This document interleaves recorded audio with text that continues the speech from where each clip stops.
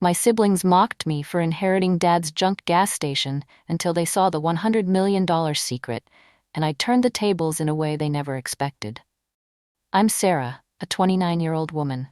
I've worked at my dad's old gas station since I was a teenager. Dad passed away 6 months ago after a sudden heart attack. He was a tough Gulf War veteran who worked every day of his life until he was 73. My brothers Marcus and Dylan always thought I was wasting my life helping the old man run a failing business while getting my nursing degree at night. They both left our small town as soon as they could. Marcus, a 36-year-old, became a successful tech executive in Seattle, and Dylan, a 33-year-old, is a corporate finance director in Denver. They'd visit maybe once a year, usually at Christmas, and spend the whole time talking about their expensive cars and vacation homes. I was the one who stayed. The one who helped Dad keep the books when his eyesight started going. The one who took over most of the tire service work when his back got too bad for him to lift heavy equipment, and the one who drove him to his doctor's appointments and made sure he took his medication. Was it the life I planned? Honestly, no. I had dreams of becoming a travel nurse, seeing the world. But life happens. You know, Mom died when I was in college, and someone had to look after the old man. My brothers sure as hell weren't going to do it. Before I share what happened next that changed everything, let me know where you're watching from and hit that like and subscribe button if you've ever been the family member who sacrificed their dreams to take care of everyone else. Trust me, my story might give you the strength you need. Anyway, Dad's will reading was 3 weeks ago, and holy cow, it did not go as expected. My brothers showed up in matching black designer suits that probably cost more than I make in 2 months. The whole time, they were whispering about how they'd split Dad's savings and what they'd do at the beach house. The lawyer, an older woman who was Dad's longtime friend, started reading. To my sons, Marcus and Dylan, I leave the sum of $50,000 each. You should have seen their faces. Marcus's confident smirk froze completely. That's it, he blurted, blinking like he'd misheard. Then came the real shock. The lawyer barely looked up from the papers. To my daughter Sarah, I leave my gas station business, all related property, structures, and contents therein, along with my dog Duke. Dead silence. Then Dylan snorted. The gas station? The one that looks like it should have been demolished in the 90s? They both kept saying how Dad clearly lost his mind toward the end, and how unfair it was that I manipulated him by sticking around. Then Marcus leaned against the counter, his expression all smooth business. Look, Sarah, I know you think this place means something, but it's just land. It's a headache.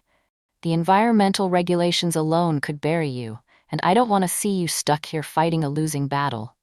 Dylan chimed in, fake sympathetic. Dad was sentimental. We get it, but you're smart. You've always been smart. You don't have to struggle like he did. Let us help you. Marcus nodded.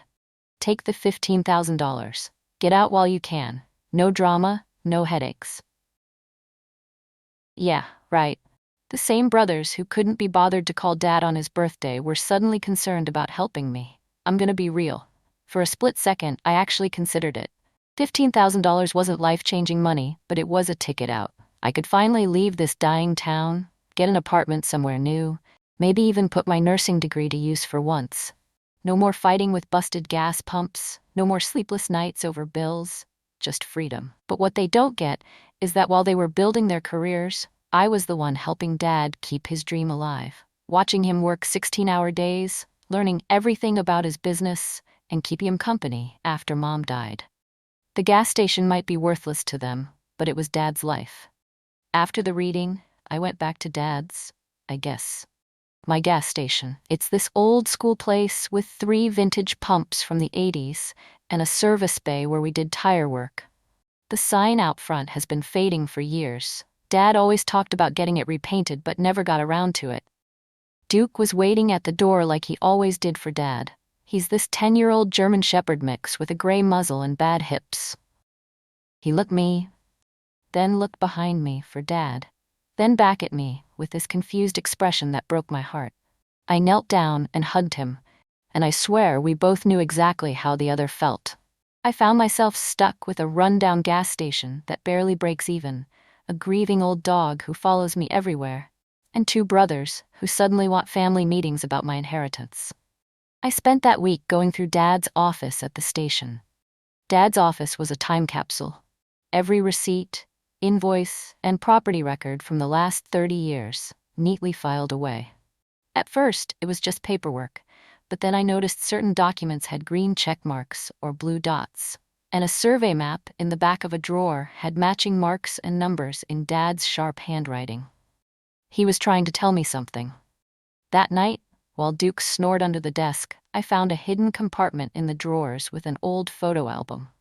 It showed the gas station in its prime, Mom and Dad when they were young, and oddly, dozens of photos of the wooded area behind the service bay, some marked with X's and measurements.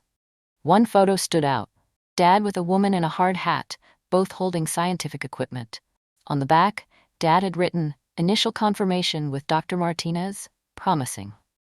Who the hell was Dr. Martinez? And what had Dad been confirming? The next morning, I went out to check the wooded area. It's completely overgrown now. Weeds taller than me, brambles, small trees, but I pushed through and found the remains of some kind of metal equipment almost completely covered in vines. No idea what it is, but Dad clearly thought it was important. I was about to investigate more when Marcus's Tesla pulled up. I quickly headed back to the front, not wanting him to see what I was doing. Call me paranoid, but something tells me I should keep this to myself for now. "There you are," he said, looking at me like I was something stuck to his expensive shoe. "We need to discuss this ridiculous situation. Dylan and I have agreed to up our offer to $30,000 for this place." He gestured around like he was afraid to touch anything, his designer briefcase clutched tightly to his side. "I'm not interested in selling," I told him. He actually laughed.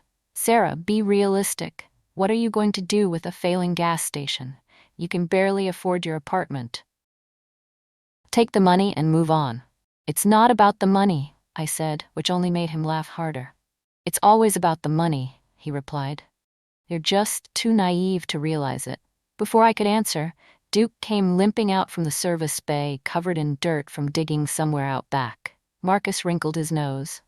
"That dog needs to be put down. He's suffering." I've never wanted to punch my brother before, but there's a first time for everything.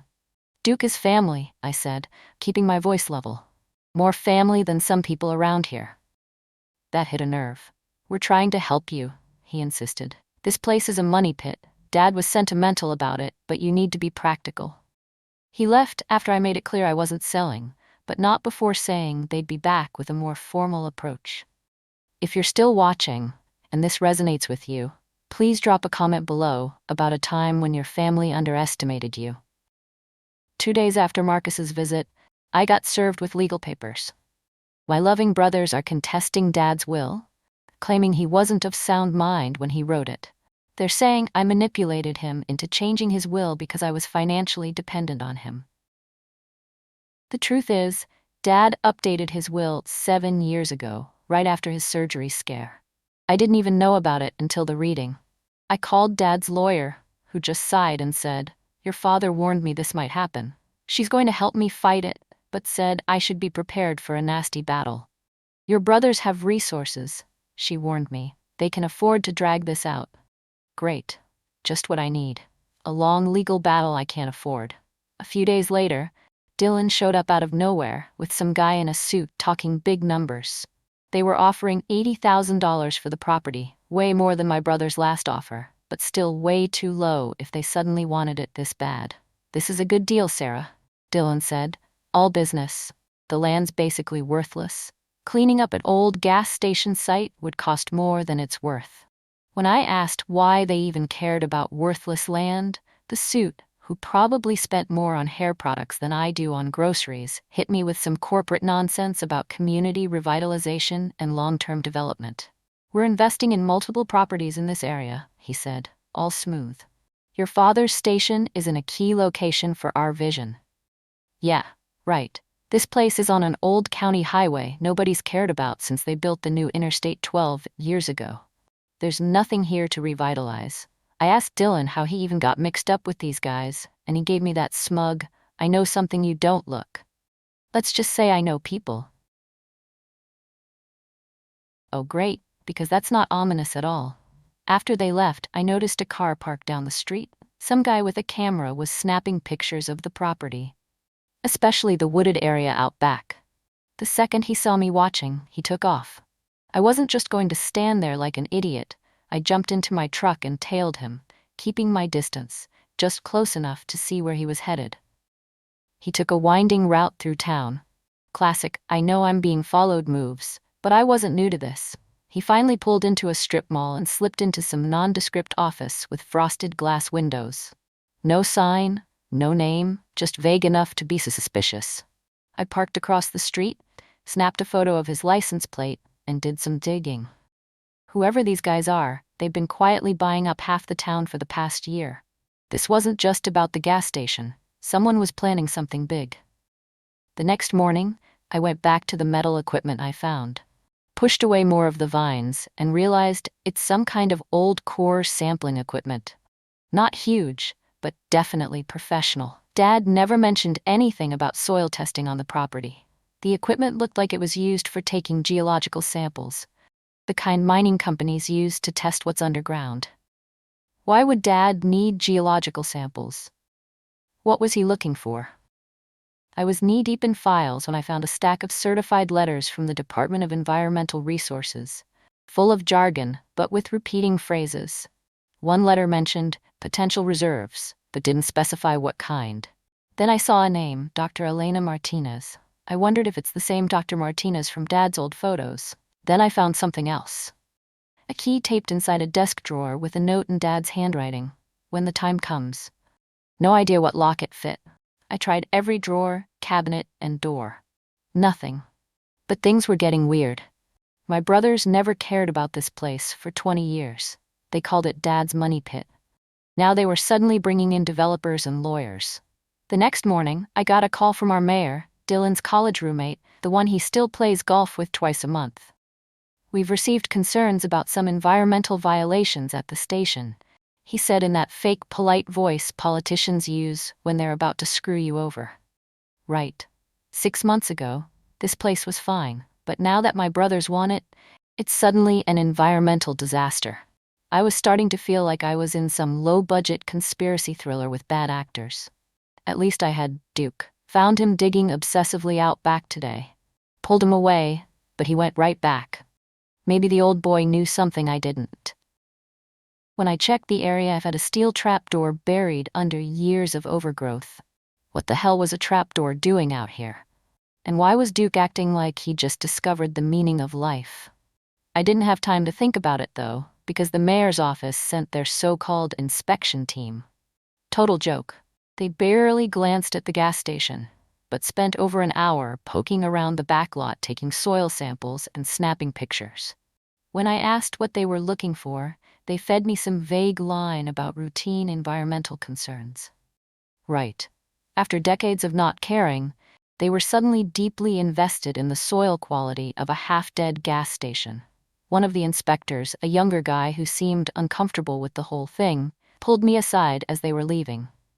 "Look, I don't know what's going on here," he said quietly, "but this isn't a normal inspection. Someone's putting pressure on the department to find violations." Great. So the mayor is definitely involved in whatever my brothers are planning. I tried looking up that Dr. Elena Martinez, but it's like she never existed. No business records, no LinkedIn, nothing. Just a ghost in the system. If she's still around, she'd be pushing 70. But something tells me she's not the kind of person who wants to be found. While I'm at it, my brother Dylan called that same night, suddenly all concerned about my well-being. "Sarah, I'm worried about you. The city's coming down hard. The inspectors are crawling all over the place. This is going to turn into a nightmare." He let that sink in before continuing, real gentle now. "I don't want to see you go through that. So we talked to the buyers and they're willing to go up to $120,000. That's a huge win for you, Sarah." I stayed silent. He sighed. "Look, we both know this place isn't worth the hassle. Dad wouldn't have wanted you to sink your life into this." "And what exactly did Dad want?" I shot back. There was a long pause. "Just take the money, Sarah. This isn't going to end well for you if you keep fighting." Was that a threat from my own brother? At that point, I was tearing through Dad's files like a madwoman and found a sealed envelope with coordinates written on it and a stack of technical documents from a company dated 1985. A bunch of geological jargon I don't understand, but I kept seeing phrases like high-grade deposits and economically significant. No mention of what exactly they were looking for, though. I plugged the coordinates into Google Maps, and guess what? They point to a spot about 100 yards behind the service bay, right where that old core sampling equipment is, and right where Duke won't stop digging. Speaking of Duke, the poor old guy is the only one keeping me sane through all this. He's been acting weird, though. Keeps whining and pawing at the safe in Dad's office. Dad never let anybody touch that safe, not even me. He always said it contained retirement plans. I tried every combination I could think of. Birthdays, anniversaries, addresses. Nothing worked. I decided to try clearing more of that steel trapdoor Duke found. After an hour of digging, I realized it's not just a random door. It's the entrance to what looks like a hidden basement or underground storage area. There's a seam that suggests it might open, but I couldn't find a way to unlock it. The following day, Marcus showed up again, this time with 2 lawyers.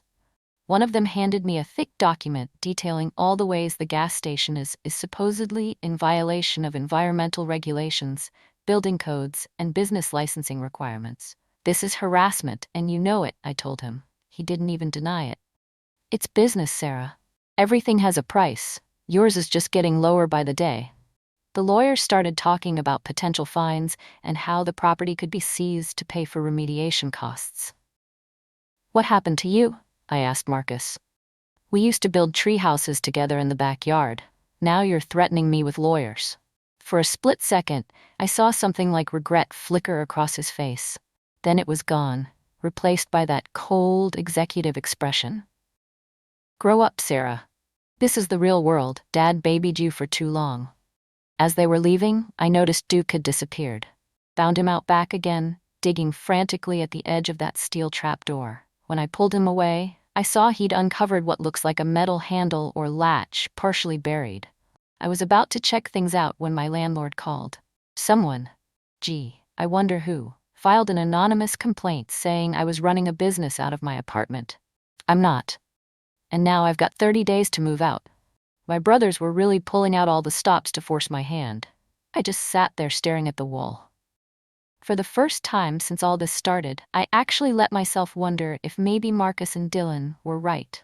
Maybe I was just some idiot clinging to a broken dream. Maybe Dad left me the station because he felt guilty, not because he thought I could actually handle it. I had no money, no backup plan, and now no place to live. Maybe I should just take the damn offer and walk away. But then Duke whined, nudging at my hand like he could sense what I was thinking. His hips were bad, his muzzle graying, but he still sat next to me like he always had, like he believed I had this under control.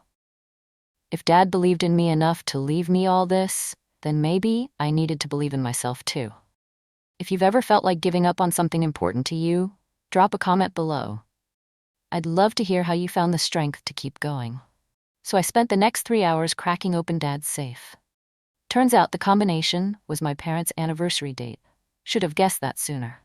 Inside, no cash, no gold bars, just a thick folder labeled Property Assets, a small box with more keys, and an old USB drive. I felt like I was losing my mind. The folder was something, though. Instead of answers, it just gave me more questions. Turns out, Dad didn't just own the gas station. He'd been buying up land around it for decades, nearly 50 acres in total. For what? A gas station that barely scraped by? It didn't make any sense. I sat there flipping through the deeds, feeling this mix of frustration and disbelief. Why the hell didn't he ever tell me? Why keep this a secret if it was supposed to be my inheritance? I needed answers and fast.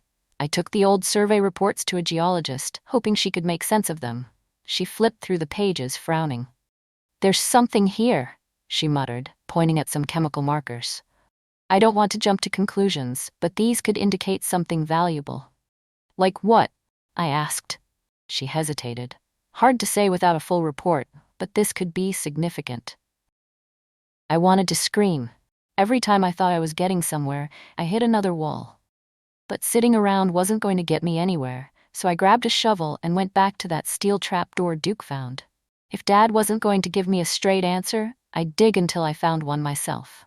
3 hours in the dark, dirt flying everywhere, sweat pouring down my back. Every muscle in my body was screaming at me to stop. But I kept going. Finally, I uncovered the whole thing, a steel access door leading to some kind of underground chamber. And of course, it was locked tight with a heavy-duty padlock. I sat back, breathing hard, staring at that door like it was mocking me. Dad spent years hiding whatever was down there. And now that I was finally close, it felt like he was still keeping me out. My frustration was boiling over. What the hell was so important that he went to these lengths to bury it? Then it hit me. That weird key I found taped inside the desk drawer. I scrambled back to my truck, grabbed it, and ran back to the door, my hands shaking as I slid the key into the padlock. It clicked open like it had been waiting for me all this time. I hesitated for just a second before pulling the door open. I grabbed the handle and pulled. Nothing. Years of rust had sealed it shut. Duke whined behind me as I braced my foot against the frame and yanked with everything I had. Metal groaned, dust billowed up, and for a second, I thought the whole thing was going to snap off in my hands. Then the seal broke. A rush of stale air hit me, and beneath it, a narrow set of concrete steps disappeared into darkness. My stomach twisted. This wasn't just some old storage room. This was deliberate. Dad built this to be hidden. Slowly, I made my way down, flashlight cutting through the dust-filled air. At the bottom was a small basement office, cramped, cold, and lined with filing cabinets. Against the far wall sat an old desk with a battery-powered lamp, still intact, like someone had just left it there. This wasn't just some forgotten space. This was Dad's secret office. The place was covered in dust, but everything was right where Dad left it. He must have built this underground room decades ago. But for what? What was so important that he needed to hide it? I wasn't ready for what I found. Filing cabinets packed with papers. It felt like stumbling onto something huge, but I had no idea what I was looking at. Then I found a newspaper clipping about rare earth mineral deposits being discovered in nearby states. Tucked inside was a note from Dad. Confirmed presence. Now the waiting game begins. Waiting for what? For rare earth minerals to become valuable? For technology to advance enough to make extraction profitable? For me to be old enough to understand what he was doing? One thing was clear. This wasn't some wild guess. Dad had spent years quietly buying up small parcels of land around the station, securing every mineral right he could. Some of the paperwork even showed second mortgages on our house. He wasn't just holding on to a failing gas station. This was his life's work. I pulled out a map showing every piece of land he bought, and it clicked. He had been building a perfect circle around something. Every purchase, every move, every sacrifice he made was leading to this. It made me feel guilty. All those years, I thought he was just a stubborn old man refusing to let go of the past. Turns out, he was way ahead of the game. Then I found Mom's old journals. She knew everything. In one entry from 1995, she wrote, "Robert's playing the long game. The boys don't understand why we never take vacations or buy new cars, but someday this will all be worth it." She believed in him. She gave up so much for this, and she never even got to see it pay off. When she died in 2010, it was like Dad just stopped living for anything else. I sat there for a while just staring at her handwriting, feeling like I was reading something I was never supposed to see. I grabbed some of the papers and headed out.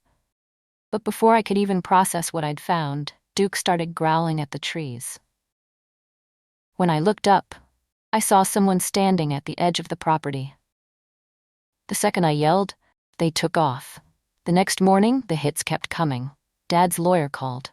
"Your brothers just filed an emergency injunction to stop you from damaging or altering the property while they contest the will." Too late for that, but I didn't mention the underground room. Then it got even weirder. A black SUV rolled up and two guys in government-grade suits stepped out, looking like they walked straight out of a bad crime thriller. They flashed some vague credentials, talking in circles about resource development and land assessments. Real official-sounding nonsense. I played dumb, but they didn't look convinced. They left a card and said they'd be in touch. Not even an hour later, Marcus called. Those men weren't from any state agency, Sarah. They work for the company I brought here. You need to be careful what you say. Okay. What was he actually trying to warn me? That's a first. Why are you telling me this? I asked. Because we're still family, he said. This is business, not personal. We're just trying to make sure Dad's discovery is properly managed. What discovery? I pushed. He went quiet for a second, then let it slip. You really don't know, do you? Then he hit me with it. Ask yourself why a development company would offer $150,000 for a gas station on an old county highway. Yeah, that number keeps going up. I didn't give it too much thought. I went back to the underground office. I had a feeling I hadn't found everything yet, and I was right. Hidden under a cabinet was a locked metal box with no key in sight. And on top of all that, Duke's been acting weird, barely eating, pacing like he knows something's coming. Maybe he's just picking up on my stress. Or maybe he knows more than I do. I took the box to a locksmith first thing in the morning. The guy barely even looked at me before cracking it open like it was nothing. Inside was a thick stack of documents, and right on top a final geological report, way newer than anything else I'd found. And that's when everything really sank in. All those years of surveys, testing, and land deals, they weren't just guesses. The report confirmed what Dad must have known for decades. My heart pounded as I scanned the report. At first, it was just numbers and geology jargon I barely understood. Then I saw it. Neodymium and other rare earth elements, the stuff they make smartphone magnets from, the stuff that powers everything from electric cars to wind turbines. One of the most valuable resources on the planet right now. I blinked, then read it again. Confirmed high-grade rare earth deposits. Estimated market value, $100 million. My hands were shaking. This wasn't just something valuable. This wasn't some maybe or potential find. This was a gold mine buried under my feet. Dad knew, he always knew, and he spent his life making sure no one else could take it from us. But the technology wasn't advanced enough then to extract it efficiently. So he spent decades quietly securing the mineral rights to the entire area, parcel by parcel, waiting for the right time. That core sampling equipment I found, early exploration tests. The underground room where he kept all this secret, so nobody would try to take it from him, before he had everything legally locked down. The box also contained documentation of an LLC that he established 7 years ago, putting the entire property and all mineral rights solely in my name, effective upon his death, completely separate from his will. That's why my brothers can contest the will all they want. It won't matter. The LLC supersedes it. Dad made sure of that. Inside the box was also a USB drive. My hands were shaking as I plugged it into my laptop. A folder popped up, video files. The first one was from 1985. Dad, young and excited, standing by that core sampling equipment when it was new. Just got the initial results back, he said, grinning.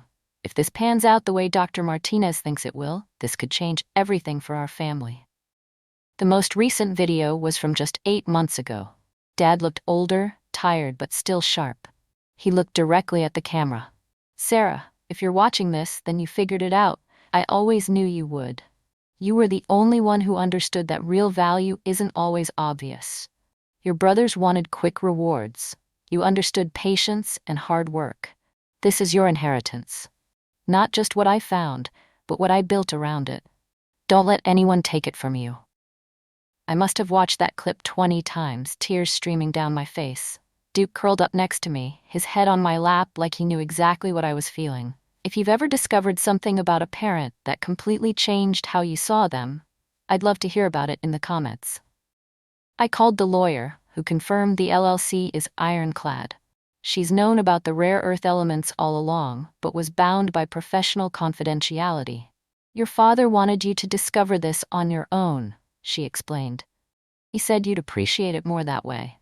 He also worried that if he told you directly, your brothers might somehow find out before all the legal protections were in place.